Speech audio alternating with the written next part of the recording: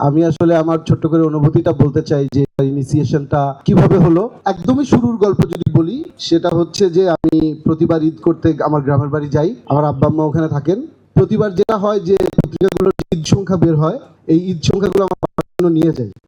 তো প্রথম ঈদ সংখ্যা 2023। তো আমি আমার বাসার রুফটপে বসে বসে এটা পড়ছিলাম, এটা নিয়ে গেছিলাম বাবার জন্য।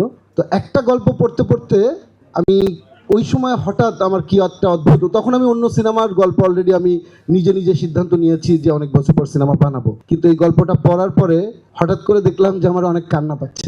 ওই সময় আমার মনে হলো যে এই চরিত্রের সাথে যখন আমি মিশি, এবং সেটা একটা দীর্ঘদিনের জার্নি ছিল, খুবই অদ্ভুত একটা অনুভূতি।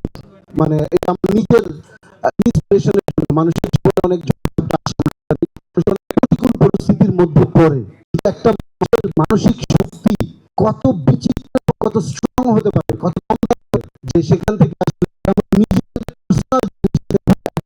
কারণ আমাদের সবার জীবনে স্ট্রাগল আছে, আমরা জানি সেখান থেকে আমরা কিভাবে বের হয়ে আসি। তো ওনার সাথে আমার বাসায় আমরা দীর্ঘদিন আলাপ করেছি। উনি যখন আমাকে সামনাসামনি গল্প বলছিলেন, তখন বারবার উনি কাঁদছিলেন এবং গল্প বলছিলেন, এবং ওই সময়টা আমার জন্য বারবার যতবার স্ক্রিপ্ট নিয়ে কাজ করেছি ততবার এটা মনে পড়ে।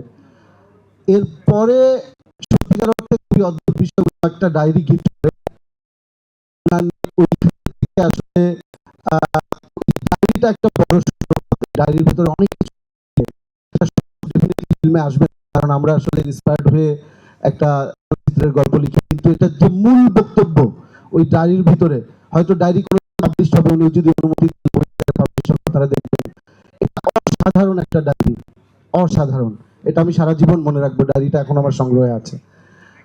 এরপরে তো আসলে একটা সিনেমা হলে হয় না, সিনেমা বানাতে হয়, করতে হয়, সাপোর্ট লাগে। তো আপনারা জানেন আলফাই এসবিএফ কোলাবোরেশন অনেক সাকসেসফুল ফিল্ম বিগত কয়েক বছরে দেখেছেন আপনারা। আমাদের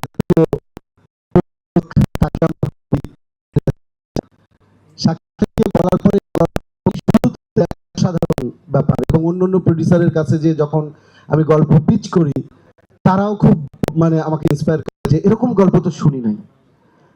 তো এইটাই হচ্ছে যে দমের জার্নির শুরুটা, এবং সবাই আস্তে আস্তে একাত্ম হওয়া শুরু করে।